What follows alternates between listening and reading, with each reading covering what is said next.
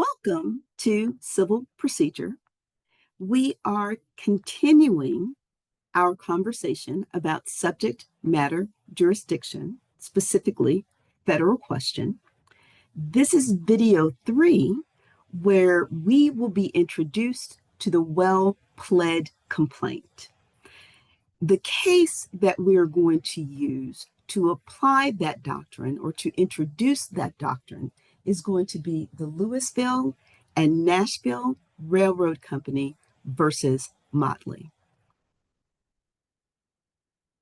In Osborne versus Bank of the United States, we saw the full constitutional reach of federal judicial power under Article 3, Section 2, as it related to arising under jurisdiction.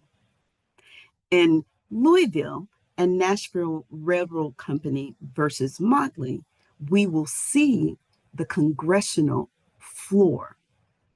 All right, this is the congressional floor of that same judicial reach as it relates to the arising under jurisdictional authority.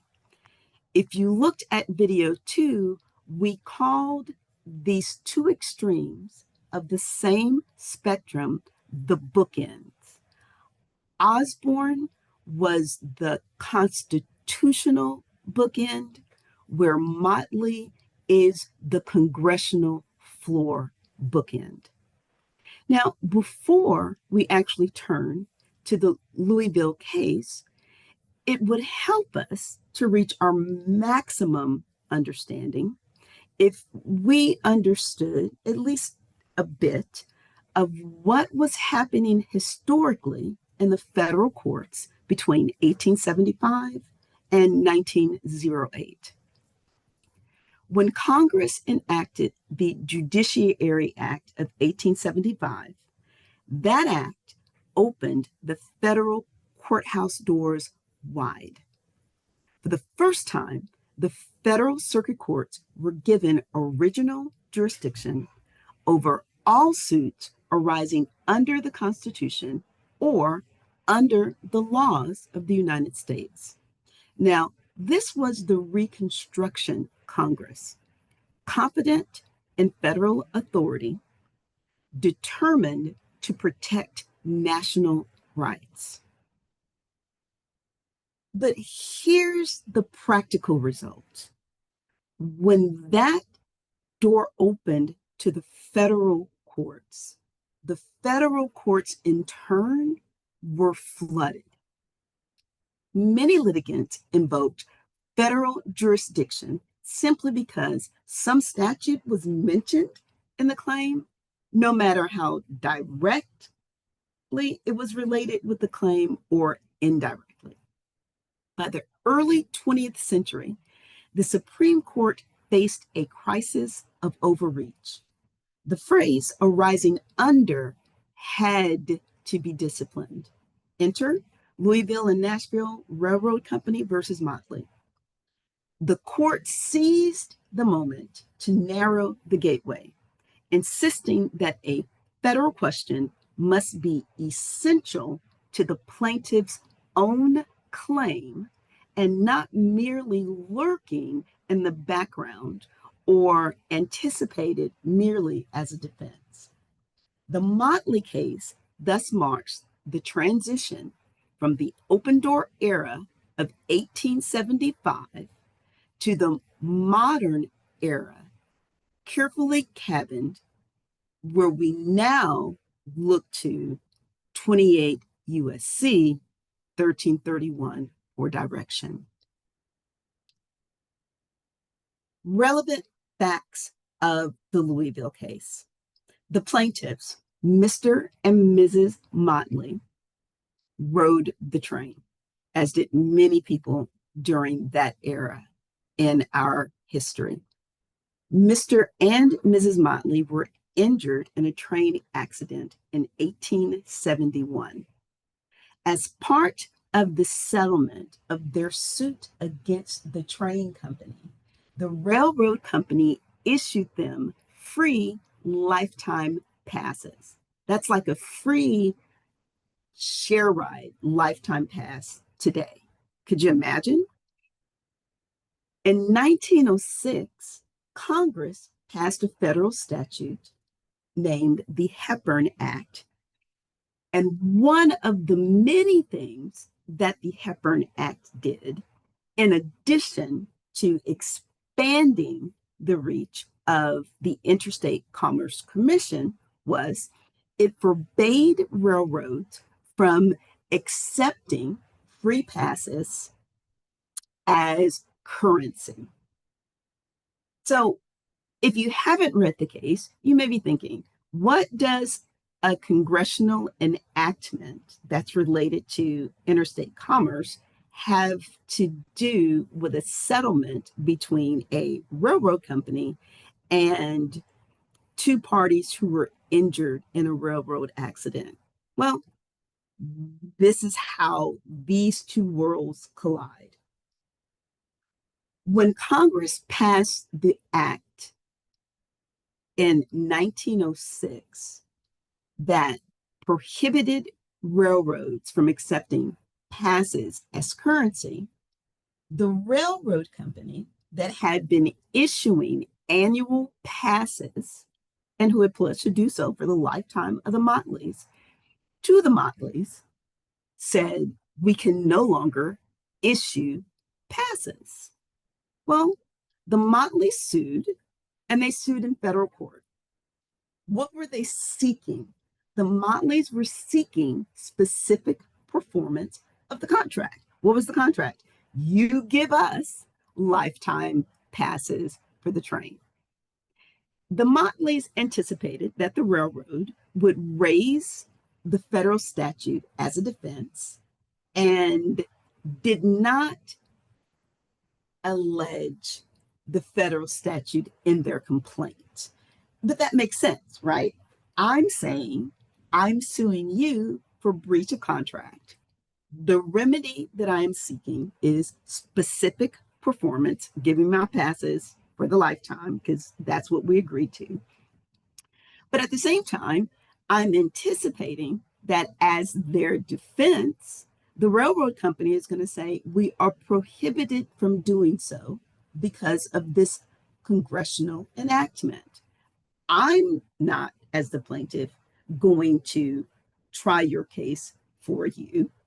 I'm going to allege my wrong, and I will let you allege your reason.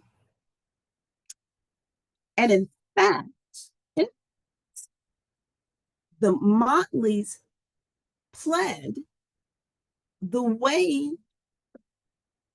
that they understood they needed to plead since Osborne, right? All we needed was a federal ingredient. That ingredient could be a defense.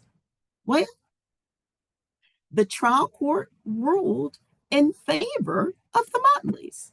So they were successful in their trial strategy.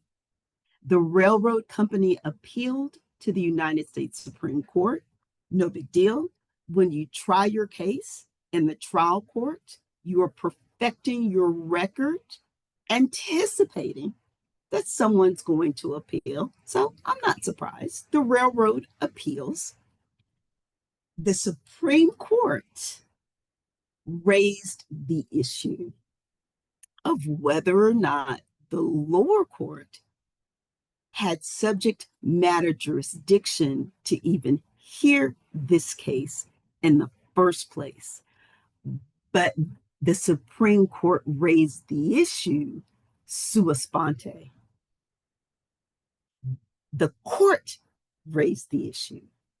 The Motleys didn't raise the issue. Of course, why would they? They want to be in federal court. The railroad company didn't raise the issue of an alleged lack of subject matter jurisdiction. Right? They went forward, and they weren't appealing on a lack of subject matter jurisdiction. They were appealing because they lost. Case gets up to the United States Supreme Court. The Supreme Court reviews the case. The Supreme Court states sua sponte. The lower court did not have subject matter jurisdiction to hear this case. And for that reason, we will not address the merits of the case. We are reversing and ordering that the case be dismissed for a lack of subject matter jurisdiction. Wowee, right? Here's some things that are interesting about this case. Mr. and Mrs. Motley received those annual free passes for 30 years. Actually, more than 30 years. The Motleys were hurt in 1871. This case doesn't become an issue until 1906, when Congress enacts the Hepburn Act, and it's 2 years post that before we get to court. So for more than 30 years, the Motleys had received these passes. Now, the Hepburn Act upended the arrangement, right? And something needed to be done. When the case reached the Supreme Court, sua sponte, said, think we've got a problem here.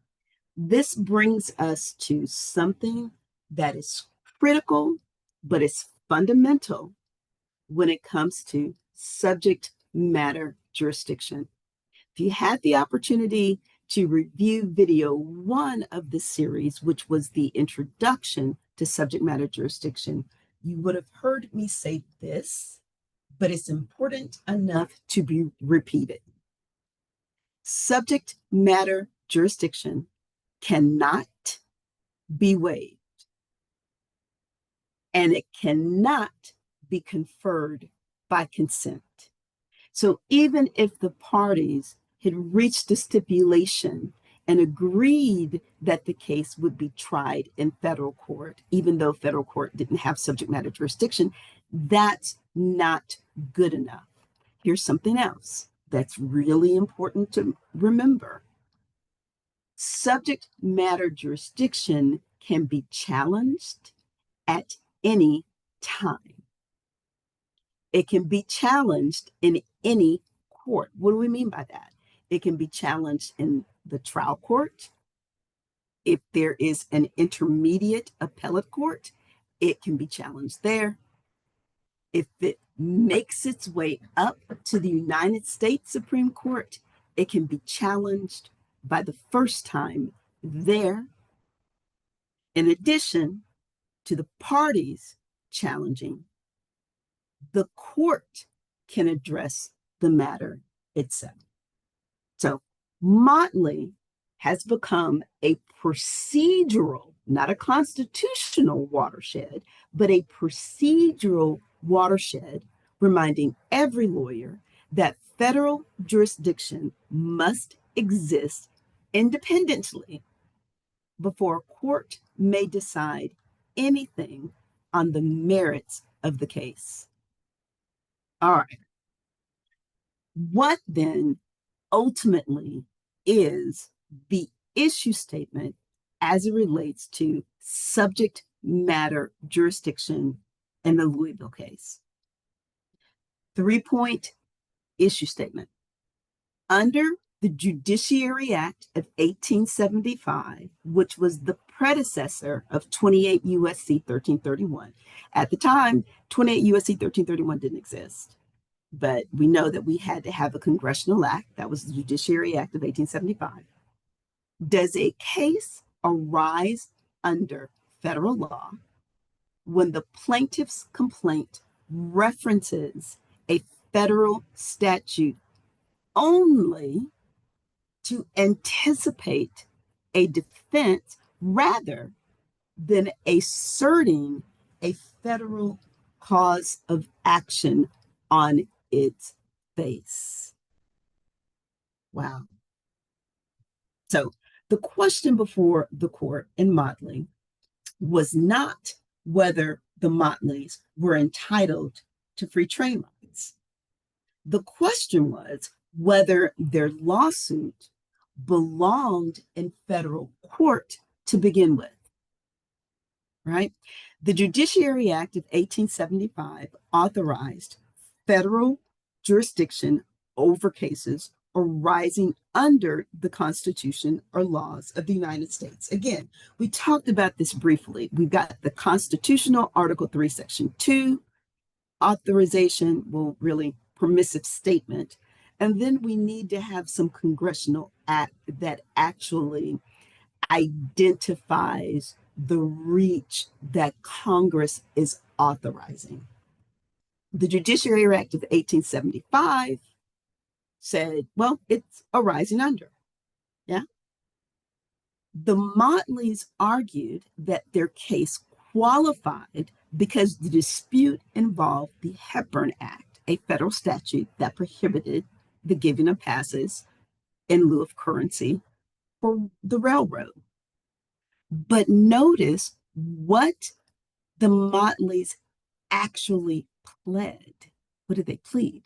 Their claim was for specific performance of a contract. So the claim is a claim that is a state law cause of action. Pin the essence of this, because you're going to see it again in Gunn v. Minton. Pin the essence of this, because you're going to see it again in Gunn v. Minton, right?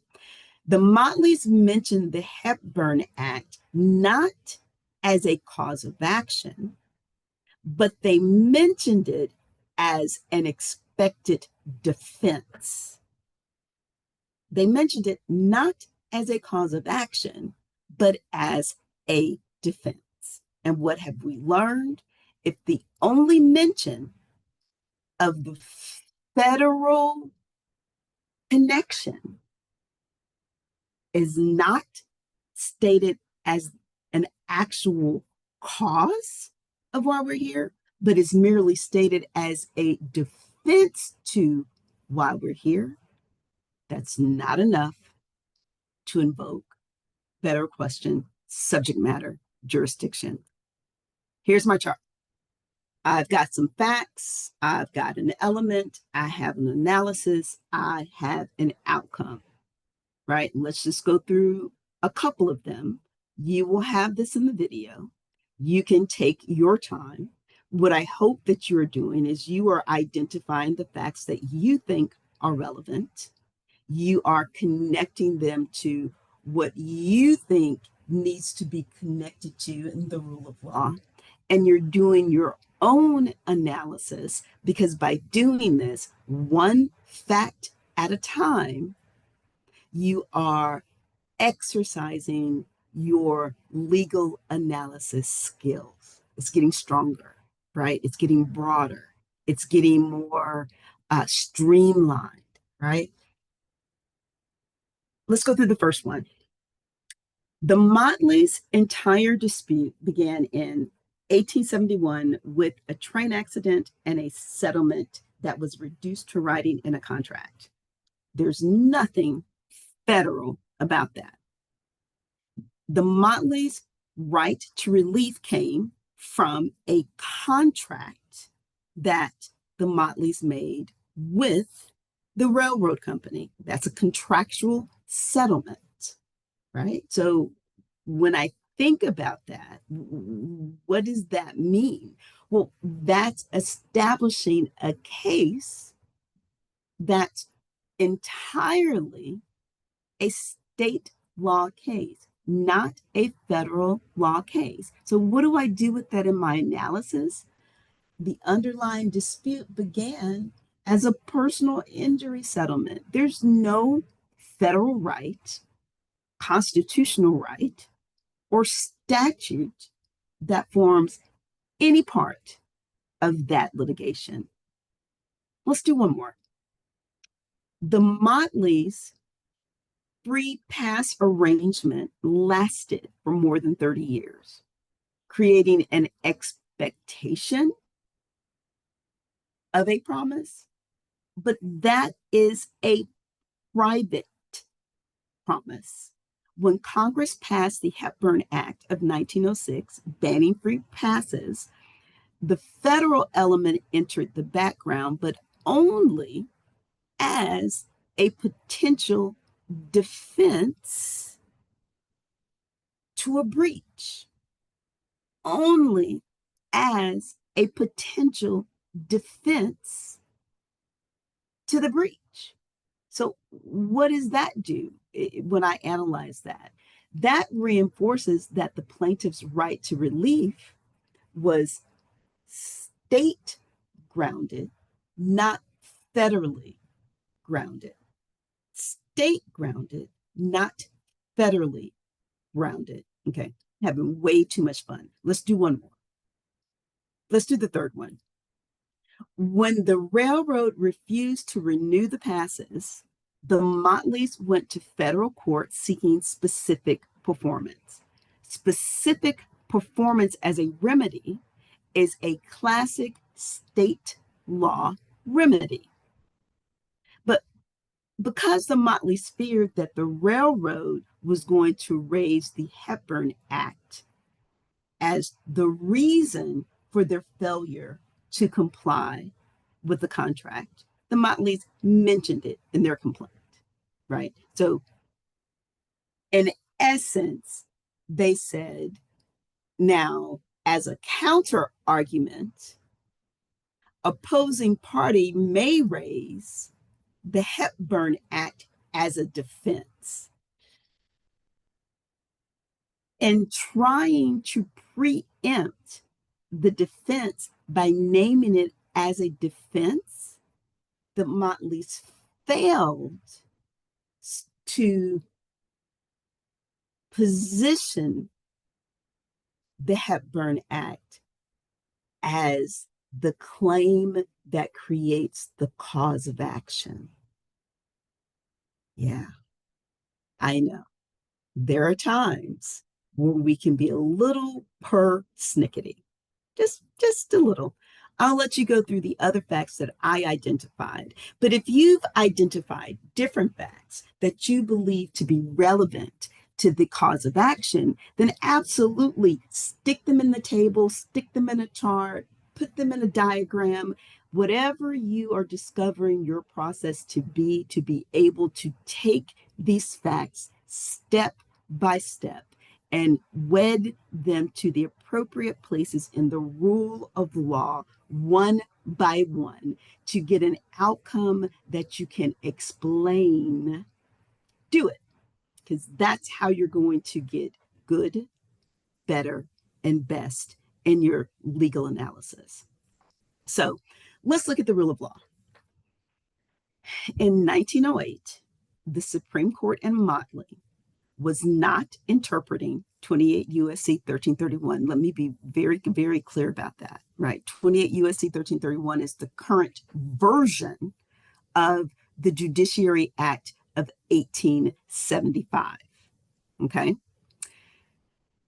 The Judiciary Act of 1875 gave federal courts jurisdiction of all suits of a civil nature at common law or in equity arising under the Constitution or laws of the United States.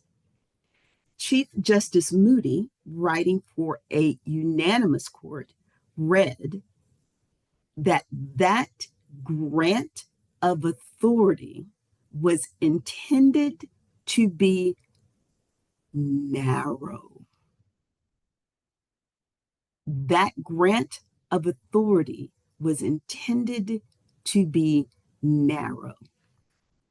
The court held that a case arises under federal law only when the plaintiff's own well-pled complaint establishes that the federal law creates the cause of action.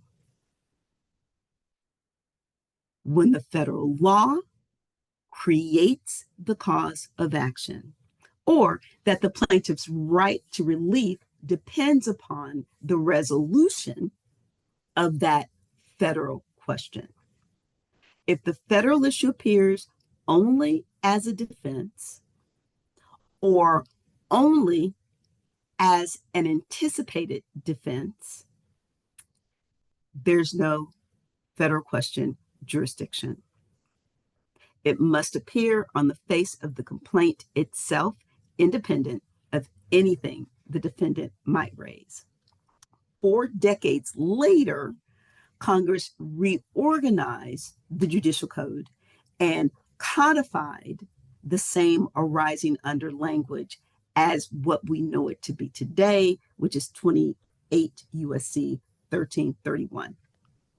So when we invoke Motley today under 1331, we are applying the very same principle that was first articulated under the 1875 Judiciary Act. Okay, got it? Great. Let's keep going. What's the holding? The Supreme Court's holding in Motley was procedural, but at the same time, it was profound. The court held that the federal judiciary lacked subject matter jurisdiction because the Motley's complaint did not present a federal question on its face. Their claim was a straightforward state claim that was contract-based, seeking as a remedy specific performance. The only federal issue, the Hepburn Act, appeared as an anticipated defense that the railroad might raise. Chief Justice Moody made clear a case does not arise under federal law when the federal issue appears only as a defense. The holding in Motley reaffirmed 2 enduring principles. 1, federal courts are courts of limited jurisdiction. And 2, subject matter jurisdiction may not be waived, conferred by consent, or overlooked. That pause was intentional. Let's close out Motley. The Supreme Court in 1908 was not narrowing the Constitution, right? Here's the time for your discernment. The Supreme Court in 1908 was not narrowing the Constitution. It was enforcing Congress's choice. Under the Judiciary Act of 1875, again, now codified as 28 USC 1331, federal jurisdiction exists under federal question when the plaintiff's own well-pled complaint presents a federal question on its face. That holding transformed Article 3's broad possibility into a statutory threshold. Osborne defined the ceiling, how far Congress could go. Motley defined the floor, how far Congress has actually gone in its authorization of federal question jurisdiction that falls under federal court judiciary power. Together, these 2 very important tenets that hold to this day remind us that the federal judiciary's power is not self-executing. It is granted, limited, and measured by acts of Congress. And that principle, that federal courts are courts of limited jurisdiction, remains the cornerstone of every jurisdictional analysis you will perform, unless and until that changes. So what are our takeaways? What do we walk away with? We walk away with 4 things. First, Motley draws a line between the constitutional allowance and what Congress actually authorizes as arising under. Second, the well-pled complaint rule translates that restraint into a practical test. Jurisdiction must exist on the face of the plaintiff's own claim. Third, the rule is not just procedural, it's structural. It protects the balance between state and federal courts and reminds us that federal courts exercise only the authority that Congress has given them affirmatively. Fourth, we're not done. We are not done with federal question jurisdiction. We've identified the ceiling, we've defined the floor, but we are not done. In video 4, you'll see Grable and Sons versus Duru. And in video 5, you will see Gunn v. Minton.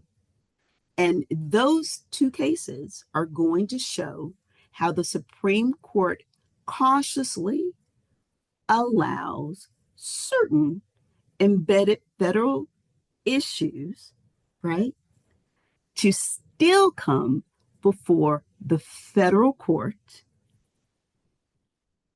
even if they're not part of a well-pled complaint rule. So we're not done. Motley serves as both a gatekeeper and a shift point, a doctrine that keeps federal jurisdiction disciplined while leaving room for narrowly tailored exceptions. Tell me that the practice of law is not the best profession that anyone can go into. As we wrap this up, I want to turn your attention to two federal rules of civil procedure, because federal rules of civil procedure is part of our civil procedure course. When the federal rules of civil procedure were adopted in 1938, Rule 8A1 essentially codified a key procedural principle drawn directly from Motley. Rule 8 requires that every complaint include a short and plain statement of the grounds for the court's jurisdiction. That language isn't decorative, it's a procedural safeguard. It forces the litigants to themselves articulate right up front why this court, the federal court, has power to adjudicate this case. In other words, Rule 8A1 of the Federal Rules of Civil Procedure institutionalizes Motley's core holding. Jurisdiction must be pled affirmatively and independently. It cannot be assumed, implied, or conferred. So the doctrinal principle from 1908 became a procedural mandate by 1938. Isn't that amazing? It's just amazing. Now, I want to show you what that looks like. This is a real case, live people actually pled.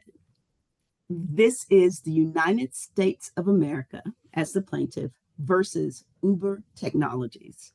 It's filed in the federal court. That's the United States District Court. It's filed in the Northern District of California, because California is large enough to have multiple districts for federal courts.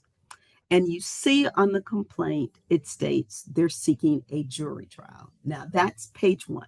And this is a public document. So don't just talk or read or think in terms of theory.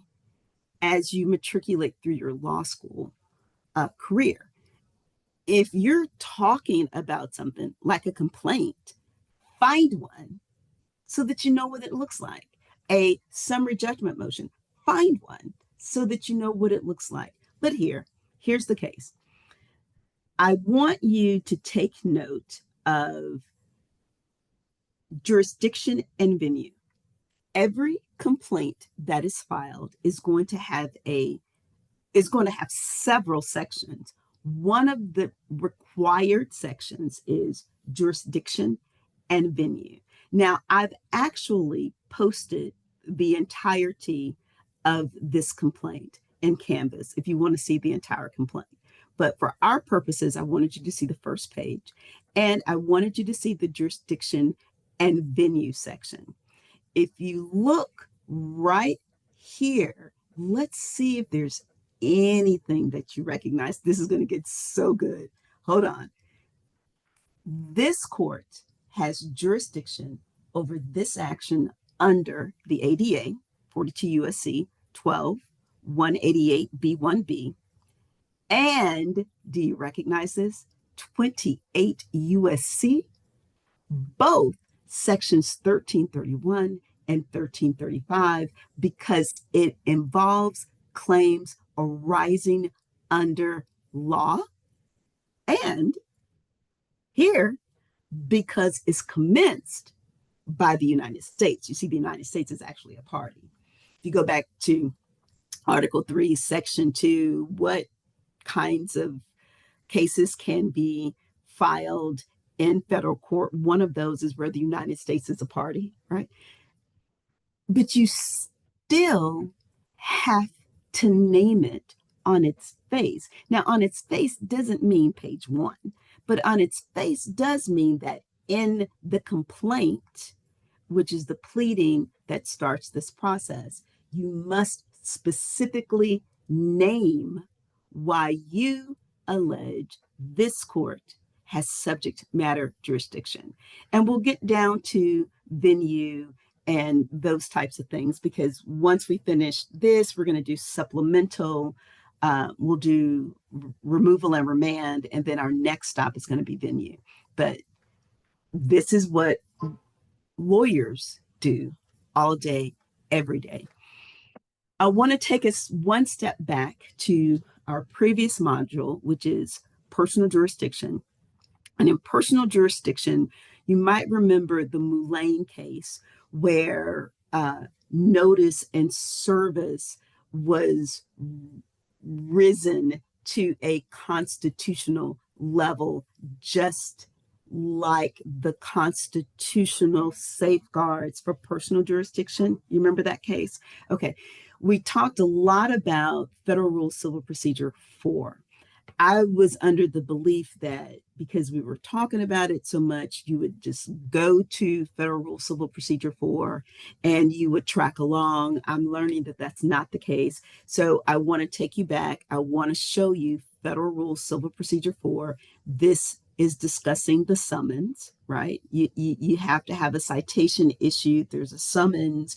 What has to be in the summons? Federal Rule Civil Procedure 4A tells you what the contents have to be. It's actually Rule 4A1, A, B, C, D, E, F, G. Rule 4A2 addresses the amendments. We talked in the personal jurisdiction section about the issuance of the citation and what that means. Remember, we also talked about the service, right? The service of the notice. That's Rule 4C. 1, it's general service. C2 is who is eligible to serve. C3 talks about serving by a marshal or someone who is specially appointed. And D, remember we talked a bit about what waiving service means, right? All that we are speaking on in civil procedure, because it's procedure, usually has a procedural method execute what's necessary. Become interested again, right? Be that 2-year-old, that 3-year-old. Remember why, how, why. Allow your interest lead you to inquiry, because that will lead you to knowledge. Oh my God. So good. So good. Last bit. Last bit. This is our closing. Now that we are here, what we see is that Motley has given us discipline. Motley drew the statutory line and made clear that jurisdiction must be visible on the face of the complaint. Federal courts may not reach for cases that Congress has not placed within their grasp. As the 20th century unfolded, new cases did arise that didn't necessarily fit inside these neat boxes that we were trying to bookend for federal question, right? We started to get cases that were state law claims, but they had federal issues embedded within them. What now? Well, our next video is going to be based upon Grable and Sons, Metal Products versus Daru. It is a 2005 case that explores the boundaries. We're getting back to those boundaries again of how do we get to federal court? How do we get to federal court? We can do it by diversity, right? We know that now. Complete diversity, provided you meet the monetary threshold, which changes from time to time. So you want to make sure that you are reading the most up-to-date requirement. And we can also get before the federal court with a federal question. But that's been limited. That federal question has to be pled on the face of the complaint, right? But is there another way that I might be able to get before the federal court? Keep watching. We will address at least one additional in the next video. Hopefully this helped. Hopefully you had as wonderful as a time as I did, and I'll see you at the next video.